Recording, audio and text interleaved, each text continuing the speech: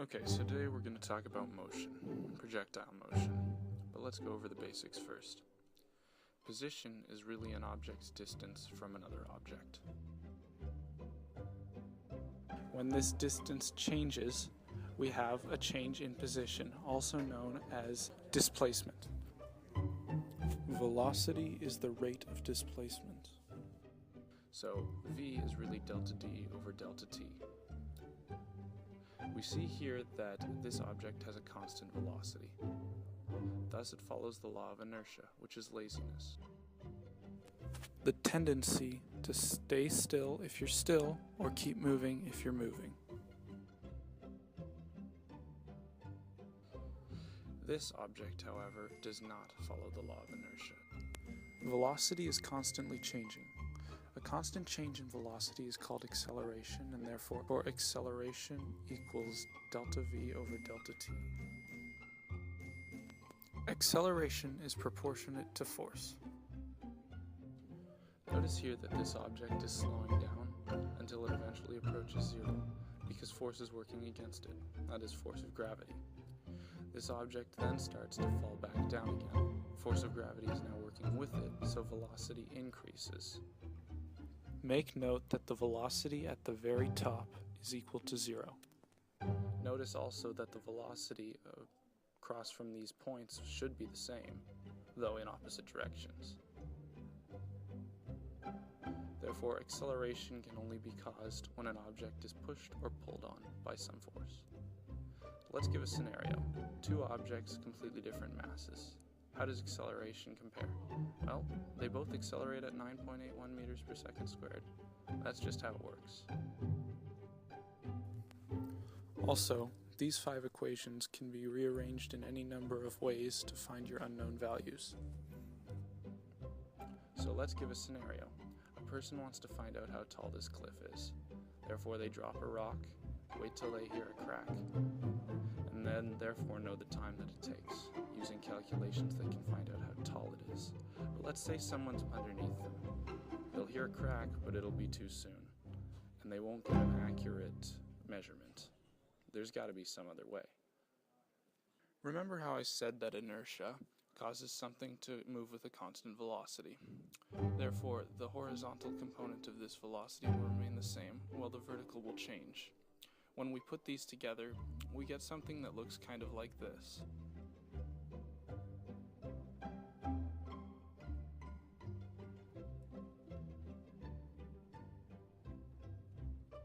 That downward acceleration will be the same either way. So if you throw this rock sideways, you can avoid hitting the person while still getting an accurate measurement. But let's say you've got 2 people in front of you. You need to get it around them. You can't throw it at them, or you'll just get someone hurt.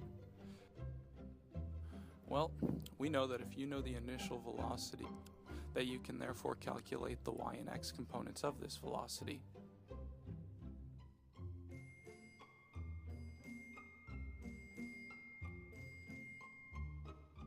We know how y will accelerate downwards, and we know that x will just continue onward. Therefore, we can discover what the arc will look like. When the objects start to fall, we end up seeing this new parabolic arc that is even more defined than the first.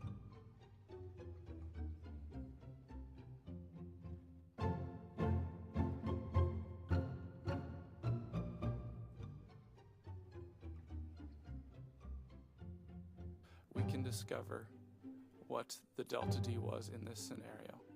So you just have to throw it over them. Of course, you would also need to know what the initial velocity was and the angle at which you threw it. But how do we know which direction it's going? Well, that's why we use reference frames. Here's the classic compass reference frame. It doesn't matter what's positive or negative, as long as one direction's positive and the one opposite from it's negative.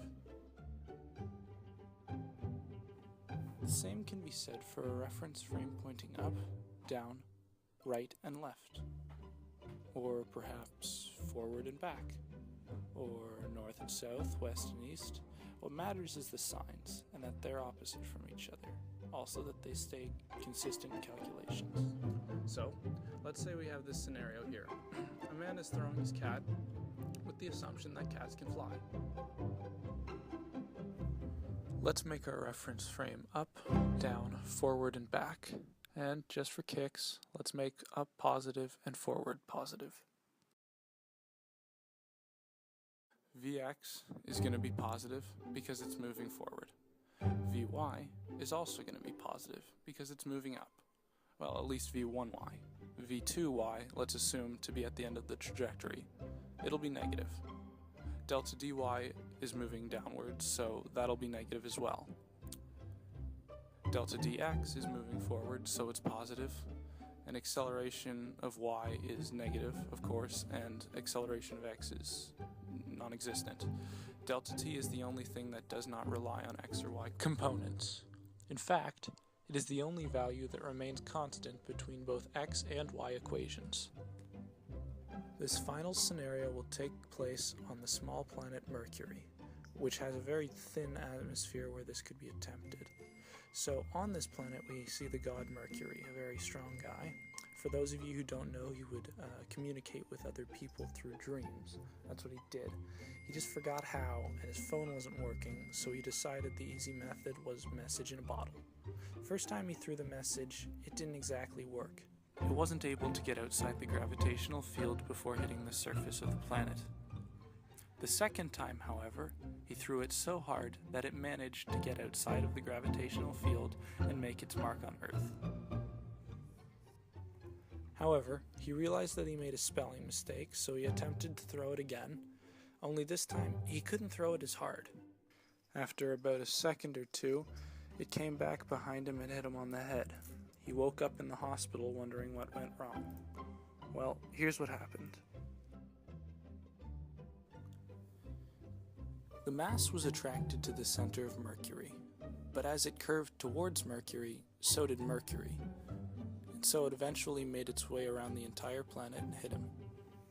So, once he gets out of the hospital, he decides to get a new hobby. He starts playing tennis with himself, and he wins every time. Is this magic, he thinks? No, it's physics.